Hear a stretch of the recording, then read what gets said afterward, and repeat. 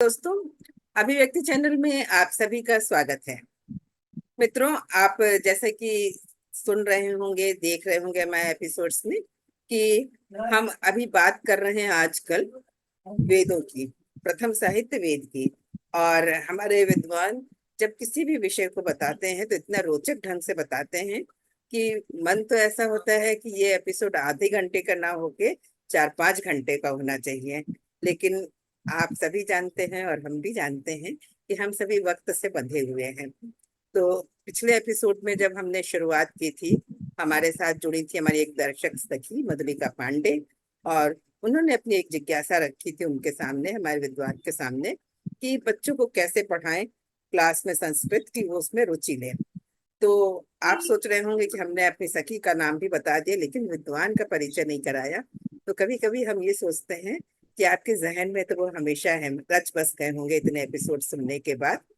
तो चलिए फिर भी एक परंपरा को निभाते हुए हम उनका परिचय करा दें आपसे कि वो हैं आनंद कानन यानी काशी के बहुतत्ववेत्ता डॉक्टर गौतम चटर्जी। डॉक्टर गौतम चटर्जी, आपका इस कार्यक्रम में स्वागत है, इस अंक में स्वागत है। आनंद आनंद। और हमारे इसी एपिसोड में हमारी सखी मधुलिका पांडे भी हैं, जो बहुत जल्दी आपको दिखेंगे आपके स्क्रीन पर। अ, तो गौतम जी, पिछले एपिसोड में सबसे अच्छी बात तो आपने वो जो कहानी सुनाई मन और वाणी की, वो कहानी इतनी भा गई कि लगा कि वह ऐसी कहानियां भी हैं वेदों में, और जिनको हमने आज तक पढ़ा भी नहीं, जाना भी नहीं, या किसी ने सुनाया भी नहीं। वेद श्रुति है, सुनने वाली चीज है, सुन के ही हम उसको जान सकते हैं। तो किसी ने हमें सुनाया नहीं, और हमारा ये सौभाग्य है कि आप हमारे साथ हैं इस एपिसोड में। आप बताएं कि कैसे जाने ऋग्वेद को। तो सबसे पहले मेनका जी और मधुलिका जी, आप दोनों से मेरा ये प्रश्न है कि पिछले एपिसोड में जो मैंने कहा था कि वो मधुलिका जी अगर रुचि जागृत नहीं कर पाती, जैसा कि प्रश्न किया था, और पिछले एपिसोड का संदर्भ देते हुए उन्होंने प्रश्न किया था, और मैंने जो आपको कहा था कि वो सुनना है, याद करना है, जब ध्यान नहीं रहता है तो हम याद नहीं रख पाते, और हिरण्यगर्भ शब्द आप भूल गई। तो इसलिए मैं हाथ जोड़ के निवेदन करता हुआ प्रश्न कर रहा हूँ दोनों स्त्रियों से, महिलाओं से, कि दोनों को ये स्पष्ट हो गया ना कि मुझे ये स्पष्ट है, कभी कोई कमी नहीं देखनी चाहिए क्योंकि श्राप मिलेगा, और मैं वो सारी भूमिका बना रहा था कहानी सुनाने के लिए। क्लियर है ना दोनों लोगों को बिल्कुल कि बिल्कुल उसका बिल्कुल। उपदेश यही है कि हम्म। स्त्रियों की कमी नहीं देखनी चाहिए, देखने से श्राप मिलता है, स्त्रियां नाराज हो जाती है। जब ये मुझे पता है उसका उपदेश, तो जाहिर सी बात है मैं आप दोनों स्त्रियों को नाराज नहीं करूंगा, और ये इसलिए नाराज आप हो जाएंगे अगर मैं कहूंगा कि आप दोनों को इतनी बात याद नहीं है, ये तो मैं कहूंगा ही नहीं। यानी वो कहा गया था वो कहानी सुनाने के लिए, ये क्लियर हो गया ना, स्पष्ट हो बिल्कुल गया। बिल्कुल। ठीक, अब उसके आगे चलते हैं कि उसके भी पहले एपिसोड में हम लोगों ने वेद की बात शुरू की थी, और हम तीनों को ये आश्चर्य अचरज होना चाहिए कि बात शुरू होती है और एपिसोड खत्म हो जाता है, जबकि बिल्कुल और एपिसोड में लगता है कि कम से कम आधे घंटे 40 मिनट तक बात हुई, इसमें शुरू होते ही खत्म हो जाता है। जबकि वेद के बारे में धारणा है कि बहुत कठिन है, बहुत गहन है, गहरा है, और उसको समझना बहुत मुश्किल है। लेकिन आप देखिए, वेद की बात जब से शुरू हुई है तुरंत एपिसोड पूरा हो गया, तो ये एक आश्चर्यजनक नहीं है। बिल्कुल बिल्कुल। इसका मतलब है कि वैदिक ऋषियों का आशीर्वाद हमें अभी मिल रहा है, और वो ये कहना चाह रहे हैं कि वेद जो है कई हजार साल पहले का ग्रंथ नहीं है। जो वैदिक मंत्र हैं, जो प्रकाश है, वो अभी उपलब्ध है। भले ही हम लोग वैदिक साहित्य की रचना काल को देखने जाएंगे, उसमें कई लोगों की दृष्टियों को देखेंगे। भारतीय दृष्टि क्या कहती है, पश्चिमी दृष्टि क्या कहती है, पश्चिमी विद्वान क्या कहते हैं, ये उनके लिए है जो लोग एमए वगैरह पढ़ते हैं या जो लोग एग्जामिनेशन देते हैं, तो क्वेश्चन में आती है वैदिक काल को कैसे देखें। हम लोग को नहीं देखना है, हम लोग को सिर्फ ये देखना है कि वैदिक काल हर उस पल है जब हम वेद की चर्चा, यानी अभी हम लोग वैदिक काल में हैं। वैदिक काल में होने का मतलब है हम सभी सभ्य हैं, और हम में कोई दोष नहीं है, हम में कोई अहंकार। सभ्य है का मतलब हम लोग के तीनों के मन में ये उज्जवल वर्णी प्रकाश है कि हम तीनों वेद पर बात करना चाहें। जब बात करना चाहेंगे तो उसमें जो वाणी है उससे पहले ही मन की विदाई तो कर दी, तो मन ही हम लोग को सुनने नहीं देता, वो हमेशा इधर उधर भागता रहता है। तो बहुत अच्छा हुआ कि वाणी ने मन को खारिज कर दिया, जाओ मुझे तुम्हारी जरूरत ही नहीं। तो फिर अब जो बचा वो है दृष्टि या अंतर्दृष्टि। तो हम लोग अंतर्दृष्टि और वाणी को लेकर के वेद की चर्चा कर रहे हैं, ग्रंथ की चर्चा नहीं करें। सिर्फ इतना जानेंगे कि आज से कई हजार साल पहले इसी भारतवर्ष में जो चीज पाया गया साहित्य के रूप में वो वेद, इसलिए इसको प्रथम साहित्य कहा गया। और वो कई चार भागों में नहीं बटा था, और वो जो पहला वेद जो चार भागों में नहीं बटा था उसका नाम है ऋग्वेद। उसको जब गुरु ने अपने चार शिष्यों को सुनाया तो उसने चार भाग कर दिया, ऋग्वेद और आदि आदि, यजुर्वेद, सामवेद, अथर्ववेद, चारों को मिला दिया जाए तो उसका नाम है ऋग्वेद। अब ऋग्वेद अभी जो हम लोग को प्राप्त हुआ है मैक्स मूलर के कारण, जिन्होंने इसको प्रकाशित करवा दिया।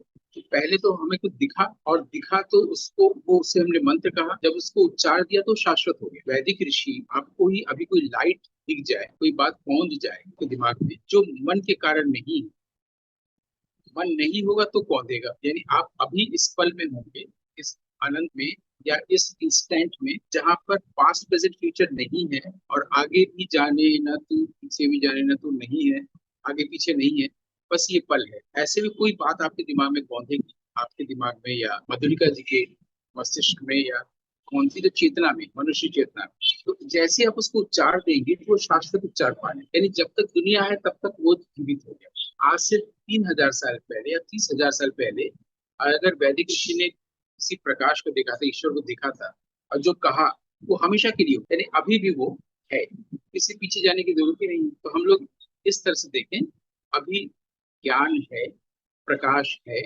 ईश्वर है, और ईश्वर को अच्छा लग रहा है कि तीन लोग मिलकर के ईश्वर की चर्चा कर रहे हैं। ईश्वर ही तीनों रूपों में अपनी चर्चा कर रहे हैं। ऐसे हम लोग प्रस्थान, अब वो जो जितने ऋषियों ने देखा, कई ऋषि थे, तो ऋषियों को प्रकाश दिखा, सब लोगों ने इकट्ठा किया, एक जगह रखा, इसको हम लोग साहित्य के रूप में कह रहे हैं। तो इसमें जो ऋग्वेद है उसको दो दृष्टियों से देखा गया। जो प्राचीन दृष्टि है वो है अष्टक। अष्टक माने आठ, सप्तम माने सात। तो आज जो हम लोग जानते हैं सात स्वर होते हैं, और सभी लोग इसको सप्तम कहते हैं, प्रथम स्वर, द्वितीय स्वर, सप्तम स्वर, जबकि भारत के बाहर ऑक्टेव होता है, आठ स्वर। तो जो सात स्वर वाले लोग हैं, सभ्य लोग, उनको ये जानना चाहिए कि हमारे यहाँ की अष्टक है, और बिना आप आठवें साकों का इस्तेमाल किए आप सरगम पूरा कर ही नहीं सकते। आप जब भी बोलेंगे तो बोलेंगे सारे गामा पध नि सा। तो आठवां सा आप बोलते क्यों है जब सात स्वर है, सारे गामा पध नि? तो आपको लग रहा है कहीं रुक जा रहे हैं। क्यों लग रहा है? वो ऑक्टेव पूरा होता है आखिरी सा से, जरूरी है।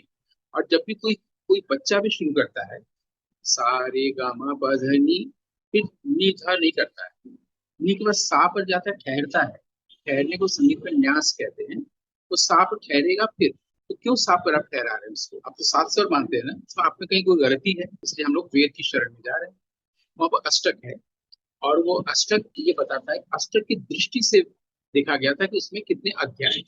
ये प्राचीन रूप, बाद का रूप है कि हम लोग उसको देखते हैं। 10 मंडल है, इसे मंडल की दृष्टि से देखते हैं, अष्टक की दृष्टि से नहीं देखते। तो उसमें 10 मंडल है। 10 मंडल को आज की भाषा में समझे तो 10 बुक्स, जिसे ऋग्वेद बनता है। हर मंडल में कई सूक्त हैं। अब सूक्त शब्द आते ही कठिन लगने लगेगा, तो हम लोग ये कह सकते हैं शोभन वचन है। शोभन वचन सुनने में भी अच्छा लगेगा, अंग्रेजी में यूलॉजी कहते हैं। शोभन वचन भी कठिन लगे तो समझिए अच्छी बातें हैं, अच्छी बातें हैं, उद्देश्य है, जीवन में उतारने की वाली चीजें हैं। तो जो भी उद्देश्य होगा उसकी रक्षा हम लोग तभी कर सकते हैं जब उसको जीवन में उतार ले। अगर हम लोग हिरण्य गर्भ बोलना शुरू कर दें तो हिरण्य गर्भ याद रह जाएगा, गोल्डन नहीं बोलेंगे, सुनहरा स्वर्ण नहीं बोलेंगे। हमें परवाह होगी कि दूसरे को कैसे समझाएं, दूसरे की इतनी परवाह क्यों करते? हम लोग पहले वेद की परवाह करते हैं ना। तो अब क्या है कि 10 मंडल हैं, हर मंडल में कई सूक्त हैं। 10 मंडल के सारे सूक्त को जोड़ दिया जाए तो 1,000 से ज्यादा। उसको जोड़ के देखा गया है कि 1,028 टोटल सूक्त है। उसकी याद करने की जरूरत नहीं है, कि इसलिए कह रहे हैं कि बस बात में से बात निकल रही है ना। होता क्या है कि कई बार कुछ लोग बात को सुनते समय हाँ हाँ करते रहे। अभिज्ञान शाकुंतला में जब पहली बार दुष्यंत और शकुंतला बात कर रहे थे, तो दुष्यंत जो भी बोल रहे थे, शकुंतला उस पर बात से बात मिला नहीं रही। दुष्यंत ने बोला कि आकाश में बादल कितने खूबसूरत है, उसने नहीं कहा कि हाँ बहुत खूब, ये नहीं कहा, ये बात से बात नहीं मिला रही। लेकिन दुष्यंत ने ध्यान दिया कि शकुंतला दुष्यंत की बात को ही ध्यान से सुन रही है, उसकी आंखें कहीं और नहीं जा रही है, इन्हीं की तरफ। इससे वो पकड़ा कि क्या मेरे अंदर जो भाव आ रहा है, क्या उसके मन में भी भाव आ रहा है। ऐसे दुष्यंत की दृष्टि। तो उसी तरह से जरूरी नहीं है कि हर बार हाँ हाँ कहा ही जाए, बस सुनना ही मतलब। इसके लिए एक संस्कृत में शब्द है अनुशब्द। अनुशब्द का मतलब है कि ज्ञान या वेद सुनने की चीज। और तब जब ऋषियों ने इसको बोला, दूसरे ऋषियों ने, उनके शिष्यों ने सुना, और ये एक दूसरे से हस्तांतरित होता चला गया। इससे श्रुति की परंपरा बनी, इसलिए वेद को श्रुति भी कहते हैं। और आज भी हम लोग यही कर, अगर हम इस पर लेख लिखते हैं तो जो पढ़ने जाता है उसको नहीं अच्छा लगता। बोला जा रहा है, सुना जा रहा है, और ये भी आपकी वजह से हुआ जब आपने ये चैनल शुरू किया। तो यानी हम लोगों ने श्रुति परंपरा का विस्तार किया। श्रुति परंपरा के शाश्वत उच्चार की दशा में हम लोग भी आए, उन ऋषियों की परंपरा। तो अभी 3 ऋषि बात कर। ऋषि का मतलब वो है जिसे मंत्र दिखता है, जिसे प्रकाश दिखता है। प्रकाश उसी को दिखेगा जो मन के साथ साथ कहीं और नहीं भाग रहा है, उसे मन की विदाई कर, मन नहीं तो क्या बचा, लाइट, उसको देख रहा है। मंत्र दृष्टा रहो ऋषय, जो मंत्र को देखता है वो ऋषि है। अभी हम लोग मंत्र यानी कि ज्ञान यानी कि वेद को देख रहे हैं तो हम सभी ऋषि हैं। बहुत सरल है। और जो बोल रहे हैं अच्छी बातें, इसको शोभन वचन कहा गया है, इसको सूक्ति कहते हैं। और उसमें कुल मिला के 1028 सूक्तियां हैं, 10 मंडल, और हर सूक्ति में कई मंत्र हैं। बात बिल्कुल साफ हो गई। जितने मंत्र मिले थे, जितनी बातें कौंधी थी अच्छी बातें, उन सबको मंत्र कहा गया। वो सब एक प्रकार के मंत्रों को एक जगह किया गया तो एक सूक्ति हो गई, एक प्रकार के मंत्रों को एक जगह किया गया दूसरी सूक्ति हो गई। ऐसे पर कुल मिला के 191 सूक्ति और 191 मैंने सॉरी 1028 सूक्ति हो गई। 191 मेरे मुंह से इसलिए निकल आया, जो पहला मंडल है उसमें 191 सूक्ति है, और जो 10वां मंडल है उसमें 191। 10 मंडल है, 10 मंडल को मिला के 1028 सूक्तियां हैं। पहले में 191, अंतिम में 100, और हर सूक्ति में कुछ कुछ मंत्र है, कहीं 5 है, कहीं 3 है, कहीं 10 है, कुछ इतना ही बस सामान्य जानकारी। इसको याद करने की कोई जरूरत न, बच्चों को रटवाने की जरूरत, इसकी कोई जरूरत ही नहीं। इसमें जो पहले मंडल की पहली सूक्ति का पहला मंत्र है वो अग्नि को समझ, यानी वेद का जो पहला मंत्र है वो अग्नि को समझ। अब हर मंत्र को पढ़ने में ऊपर लिखा रहता है इसको किस ऋषि ने कहा। जैसे कि हमने कहा था कि बुद्ध के वचन को जब इकट्ठा किया जा रहा था तो सबसे अच्छा तरीका निकाला गया, किसको बुद्ध ने कहा है ये बात लिखा जाए। बुद्ध ने ये वचन इनको कहा, फिर उसने अपने शिष्य से कहा था। वैसे ही वैदिक मंत्रों में उससे पहले ये काम हो चुका था। किस ऋषि ने कहा है इस मंत्र को, इसको ये दिखाई दिया। मंत्र बोलने से कठिन लग सकता है, इसलिए वो अच्छी बात किसे दिखाई दी, उसका नाम होता है, ऋषि का नाम होता है। जिस विषय पर बात होती है उसको देवता का, मान लीजिए कि सृष्टि पर बात करनी, सृष्टि पर बात क्या करनी, सृष्टि पर बात। अभी इस ऋषि को अन्य 2 स्त्रियों ऋषियों के साथ, अब देखिए जानबूझ के मैंने स्त्री बोला, ऋषि का कोई लिंग भेद नहीं, क्योंकि ऋषि होता है क्योंकि वो प्रकाश देख रहा है, प्रकाश स्वरूप हो गया, वो न पुरुष रहा न स्त्री रहा। हम तीनों ऋषि हैं, या न कोई पुरुष और स्त्री है। जब पुरुष स्त्री है ही नहीं है तो गर्भ होने का, गर्भिता होने का, घमंड होने का, शाप होने का मतलब ही नहीं। कोई किसी को डर नहीं होना चाहिए कि हमको कोई कमी दिखेगी और शाप मिलेगा, है ना। तीनों ऋषि हैं। आप सृष्टि पर बात करते समय यह ऋषि ये कहना चाहते हैं कि डार्विन ने जो कहा है कि हम सब लोग बंदरों से आए, होमोसेपियंस से आए हैं। सबसे पहले समुद्र था, फिर कवक आया, फिर वनस्पति हुई, फिर उसमें एक कोशी की प्राणी, फिर बहुकोशी की प्राणी, फिर स्तनधारी सरीसृप वर्ग आया, रेंगने वाले शरीर की हड्डी नहीं है, फिर स्तनधारी आई, इसमें रीढ़ की हड्डी होती है। इस तरह से हम लोग आए। इसको पूरा भारतवर्ष जीता। वेद ये नहीं कहता, भारतीय ऋषि को ये नहीं दिखा, इसलिए ये ऋषि अब उसको उद्धृत करने जा रहा है। क्या दिखा उसको, ये दिखा कि हम सब लोग अन्न से आए, जितनी भी चीजें हैं वो अन्न से। और हमारे यहाँ कहा गया है कि अन्न देवता, अन्न को देवता रूप में देखो, अन्न की अवहेलना मत करो, अतिथि देवो भव, सब लोग बोलते रहते हैं। तो वो बिना जाने ये बोलते रहते हैं कि ये वेद की बात बोल रहे हैं। बहुत सारी बातें हम लोग जब तक बोलते रहते हैं कि अतिथि देवता है, अन्न देवता है, ये आया कहाँ से, ये जीवन में तो उतर गया है। बस हम लोग ये नहीं जानते किस वेद में, उसको जानने की जरूरत भी नहीं है, जीवन में ही तो उतरने की चीज है। तो वहां से कहा गया कि अन्न से सब लोग आए, इसको कोश कहा गया। कोश शब्द से डरने की जरूरत नहीं है। 5 स्टेजेस ऑफ कॉन्शियसनेस, चेतना के 5 तल। सबसे पहले अन्न, अन्न से प्राण है। तो पहले अन्नमय कोश था, फिर प्राणमय कोश हो गया उस स्टेज को। प्राण के बाद जो है मन बना तो मनोमय कोश हो गया। मन के बाद का अगला चरण हुआ तो बुद्धि या इंटेलेक्ट, उसको विज्ञानमय कोश कहा गया। इससे हम लोग ये भी जानते हैं कि हमारे यहाँ विज्ञान का मतलब वो नहीं है जो पश्चिम में है। इंटेलेक्ट, बुद्धि, ये विज्ञान है। उसके बाद का जो आखिरी कोश है वो है आनंदमय कोश है। आनंद, हर कोई हैप्पीनेस चाहता है। इससे ये भी क्लियर हो गया कि हम लोग अन्नमय कोश से आए हैं और आनंदमय कोश में हम लोग को जाना है। हम लोग की यात्रा है अन्न से आनंद की ओर। हम लोग जब मर जाएंगे तो फिर हम लोग को दफना दिया जाएगा, जला दिया जाएगा, तो अन्न में चले जाएंगे ना, पृथ्वी में। वो न हो, ये इसका उपदेश आ रहा है कि हम लोग अन्न से तो आए हैं, ये आनंदमय कोश में जाना है। आनंदमय कोश में जाने का मतलब है कि हम लोग ये जान ले कि हम आत्मा है, हम ब्रह्म है, हम ईश्वर है। हम देह नहीं है तो जाहिर है कि हमारी मृत्यु नहीं होगी, देह की मृत्यु होगी। तो देह जाए ना, हम तो अबंध में नहीं गए, हम तो आनंद में चले गए, हमें मोक्ष मिल गया, हमें मुक्ति मिल गई, बिना गंगा में स्नान किए, बिना काशी में रहे। जब हम ये सब चीजें सुन रहे हैं, जहां भी सुन रहे हैं वो काशी है, और अगर हम आनंद में हैं तो हम मोक्ष में मिल गया, हम मुक्त है, बिल्कुल क्लियर हो जा रहा है। अब ये जो बातें कहाँ तय गई है 5 कोश का, तो वेद जो साहित्य है, वेद साहित्य को ऐसे देखा गया है, वैदिक साहित्य को, वेद ब्राह्मण आरण्य, जो ज्ञान की बातें हैं वो ऋग्वेद, यानी कि वेद जो यज्ञ से संबंधित कर्म कांड रिचुअल्स, आपको ये करना होगा, वो करना चाहिए, वो ब्राह्मण है, और दोनों को मिला के और बातें जो है आरण्यक में। इन सब की बात जब खत्म हो जाती है और अंत में जो बचता है वो उपनिषद है, वहां पर आके वैदिक साहित्य खत्म हो रहा है, अंत हो रहा है, इसको वेदांत कहा गया है। वेद, वैदिक साहित्य का वेद का अंत वहां हो रहा है, वेद ब्राह्मण आरण्यक उपनिषद। अब उपनिषद जितने भी बनाए गए हैं कुल 108 है, 108 में से भी 11 उपनिषद प्रमुख है, जो वेद पर ही आधारित है, वेद की चीजों को लेकर बताया गया है। वो भी एक उपनिषद है जो बता रहा है कि 108। अब उसमें से जो 11 उपनिषद है वो नहीं पढ़ने की चीज है, उसमें से एक उपनिषद है तैत्तिरीय उपनिषद। तैत्तिरीय उपनिषद अकेला उपनिषद है जो वेद से लेके बनाया नहीं गया, बल्कि जो आरण्यक है, आरण्यक के 3 चैप्टर्स बीच में से निकाल लिए गए हैं, उन 3 चैप्टर्स को नाम दे दिया गया तैत्तिरीय उपनिषद। जैसे मान लीजिए बृहदारण्यक उपनिषद है, ईशावास्य उपनिषद है, कि वेद के मंत्रों को लेकर के एक बनाया गया, यजुर्वेद से लेकर इसको उपनिषद को, इस जगह सामवेद को लेकर इस उपनिषद को। तैत्तिरीय उपनिषद अकेला उपनिषद है जो आरण्यक ग्रंथ जो है उसमें से 3 चैप्टर्स बस निकाल लिए गए, उसका नाम दे दिया गया तैत्तिरीय। ये 3 ऋषि थे, उनके नाम पर बना है। वो कौन थे?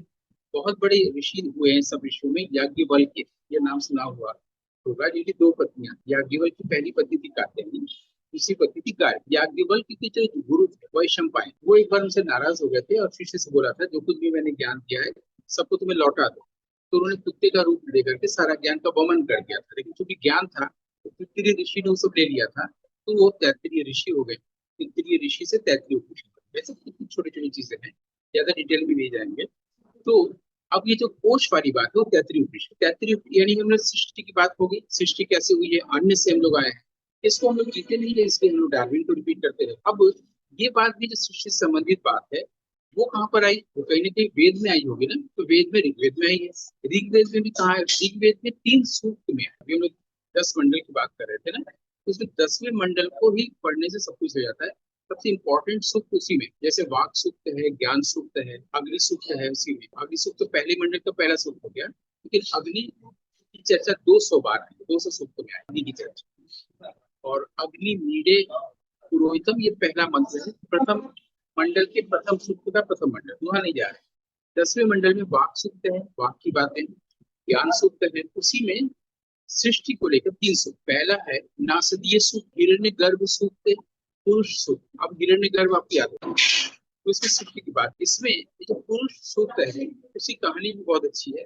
पुरुष सूक्त में सृष्टि की बात की गई है, और हिरण्यगर्भ सूक्त और नासिरी सूक्त में भी सृष्टि की बात की। पुरुष सूक्त मानसिक है और हिरण्यगर्भ सूक्त और नासिरी सूक्त दार्शनिक है। ठीक, वो धीरे धीरे जब डिटेल में जाएंगे तो और पता चलेगा। यानी 3 सूत्र में सृष्टि से संबंधित बात है, वो इतनी इतना पूर्ण है तो उसके सामने डार्विन ठहरता ही नहीं है। अब तो डार्विन और भी कहीं इसलिए नहीं ठहरते हैं कि वैज्ञानिकों ने डार्विन को आज से कई साल पहले ही खारिज कर दिया। डार्विन का जो सिद्धांत है वो कई साल पहले ही खारिज हो चुका है। हम लोग बंदरों से नहीं आए, वो बरमानुषों से नहीं आए, हम लोग होमो सेपियन से नहीं आए, ठीक है। इसलिए हम लोग इस तरह से बच्चों में रुचि पैदा कर सकते हैं। अगर बंदरों से नहीं आए हैं तो कैसे आए हैं? तो बच्चा कहानी सुनेगा, तो बच्चे को ये बताया जा सकता है। बच्चे लोग जब खेलते हैं तो आप देखिएगा कई बार हम लोग भी जो बचपन में खेलते थे, जो फील्ड होता है, कहीं कहीं पर घास होती है, कहीं पर नहीं होती है, तो हम लोग बड़ा सा पत्थर घास पर रख देते हैं। जब हम पत्थर को हटाते हैं तो देखते हैं उसमें कई कीड़े केचुए सब चल रहे हैं, तो वहां से आश्चर्य होता है बच्चों को, तो थोड़ा कोई डर जाता है, कुछ आश्चर्य होता है। और हम जैसे लोगों को ये आश्चर्य होता है कि वहां पर देखते हैं मिट्टी मर गई है, नमी चली गई है, घास पीली हो गई है जो हरी, मतलब सूरज की रोशनी नहीं पहुंची है, घास को उसका खाद्य नहीं पहुंचा है, उपजीव्य नहीं पहुंचा है, यानी कि क्लोरोफिल नहीं पहुंचा है, घास मर गई है, नमी मर गई मिट्टी की। लेकिन केचुआ आ गया, कहाँ से आ गया? पत्थर हटाने पर। ये बहुत सारे बच्चों का अपना अनुभव होगा, मेरा अनुभव है, मैं भी करता था ऐसा। पत्थर रख देना, पत्थर को हटाना। अब वो केचुआ आया कहाँ से, प्राण कहाँ से आया? जहाँ पर क्लोरोफिल की घटना हुई नहीं, सूरज की रोशनी पहुंची नहीं, हवा नहीं पहुंची, पानी नहीं पहुंची, तो फिर कहाँ से आए? इससे सिद्ध होता है कि उनकी बात सही है। अन्न से जीव आया, अन्न से ही मनुष्य डायरेक्ट आया है, अन्न से ही सारे जीव आए, सारा प्राण। अब इसके आधार पर हम एक कहानी बना सकते हैं। कहानी ये बना सकते हैं कि जब ये प्राण आया होगा तो वहां पर मनुष्य भी थे, शेर भी था, हिरण भी था। मनुष्य को पता नहीं कि वो सोच सकता है, शेर को पता नहीं कि वो हिरण उसको खाने की चीज है, हिरण को पता नहीं कि शेर उसको खा जाता है, इसलिए डरना चाहिए, किसी को पता नहीं। सब आ गए, कल्पना करते हैं, कहानी बनाते हैं। अब उसमें ऐसा भी हुआ होगा कि कभी किसी ने लोहा देखा होगा या कोई चीज देखा होगा, क्योंकि तब तो पत्थर देखा, पत्थर को लुढ़का दिया, तो उससे पहिए का आविष्कार हुआ, जो कि हम लोग जानते हैं।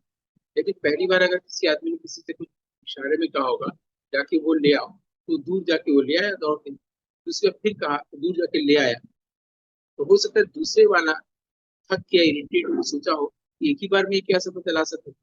तब उसे दिखा रहे मेरे पास बुद्धि भी है, मैं तो सोच भी सकता हूँ। इस तरह से जो चीज डॉर्मेंट था, सोया हुआ था, वो जग गया। फिर उसके बाद सब लोग जब ऐसे रहते थे, डरते थे बादलों की गड़गड़ाहट से, समुद्र के ज्वार से, है ना, तमाम चीजों से, तो अपना किसी पत्थरों में छुपने की कोशिश करते थे, गुफाओं में छुपने की कोशिश करते थे, जो भी प्राकृतिक रूप से अवेलेबल था। ये कहानी बना रहे बस। अभी उसी में उनके पास दो आश्चर्य हुए होंगे। एक तो देखा कि जो स्त्री के रूप में मनुष्य है या किसी और पशु में, उनका पेट फूट रहा है, थोड़ी देर में बच्चे का जन्म हो रहा है। तो लोगों ने अपना पेट देखा होगा, पुरुषों ने और जानवरों ने। हम लोग का तो नहीं हो रहा है। ये पहला आश्चर्य इस संसार का हुआ होगा।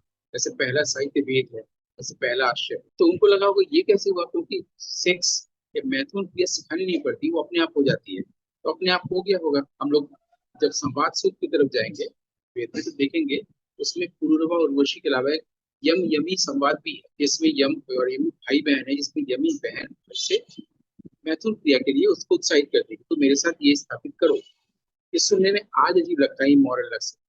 हम लोग फिर कहानी में लौटे।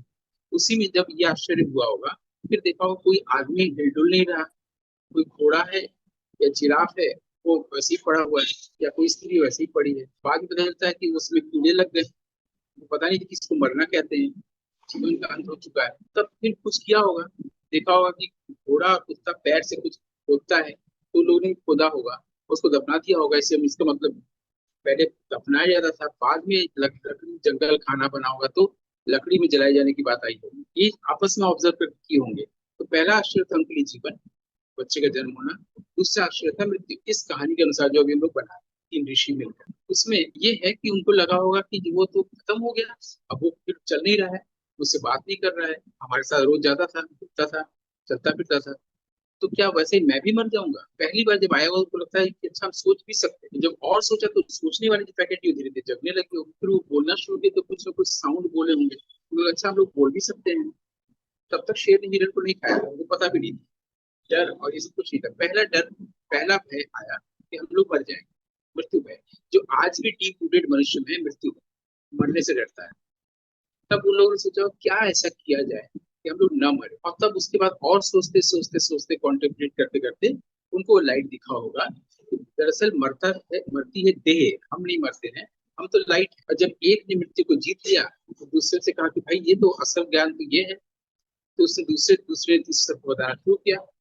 वो ऋषि कह गए कि हम अमर हैं, हम अमृत के संतान हैं, हम अमृत हैं। हम लोग अमृत का मतलब सोचते हैं अमृत चखने वाली चीज। अमृत को आप देखिए, वो दरअसल मृत का अपोजिट है। हम लोग मृत होते ही नहीं है, देह मृत होती है। हम अमृत हैं, इसलिए हम अमृत पुत्र हैं, अमृत संतान हैं, यानी हम सभी अमर हो सकते हैं। फिर वो देवासुर संग्राम में कहानी बनाई होगी, इसका मतलब कोई नहीं समझता। और कुंभ में नहाने जाता है, सभी मरते हैं, नहाने वाले सभी, सभी को रोग भी होता है।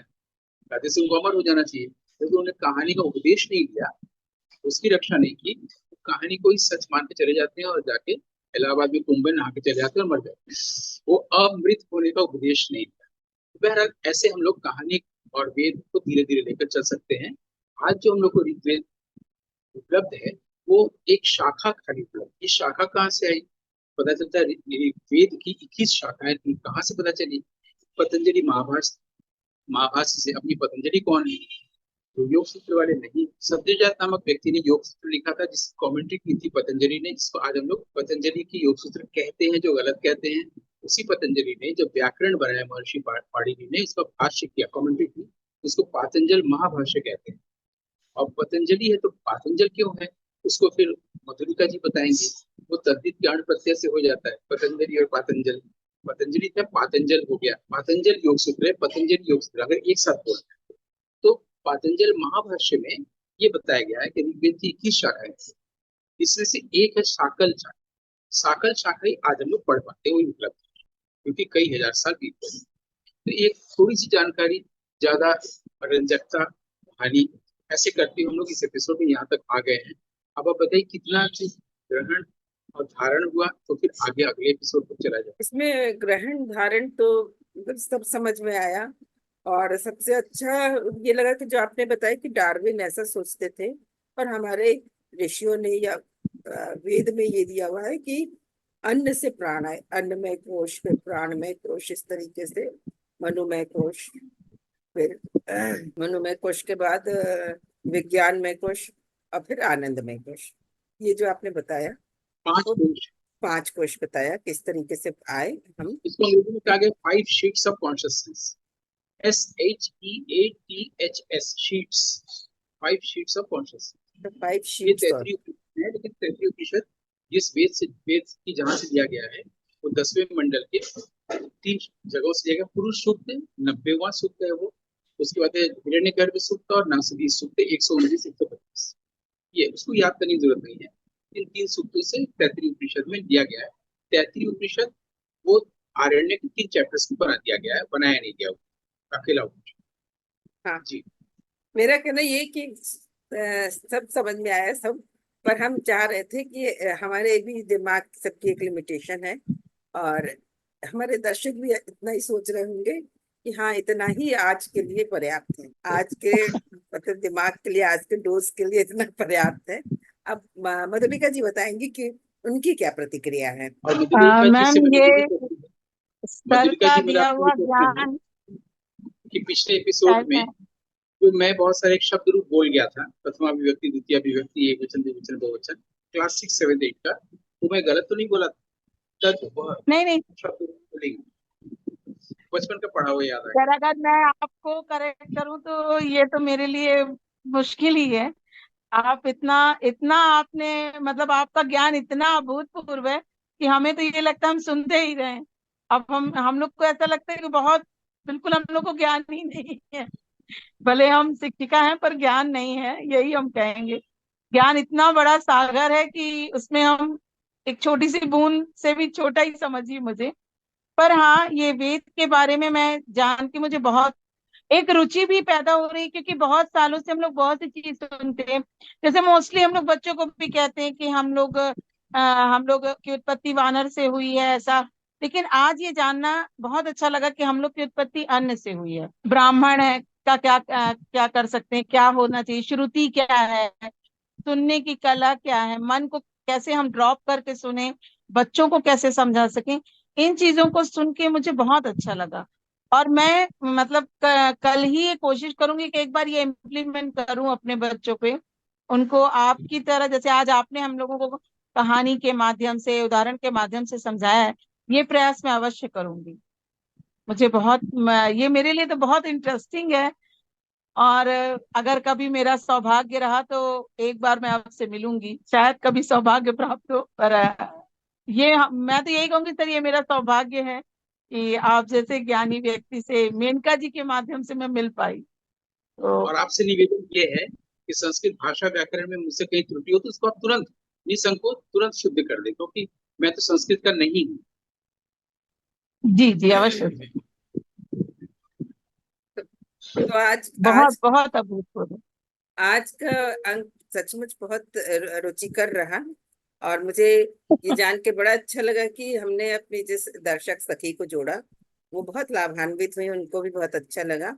और आपके तो गौतम जी, हम आभारी है ही हैं। किन शब्दों में आपका मतलब शुक्रिया अदा करें कि उसके लिए बस इतना ही कहेंगे कि ये हमारा सौभाग्य है कि आप हमारे साथ हैं। मेरी बात मधुलिका जी ने भी कह दी।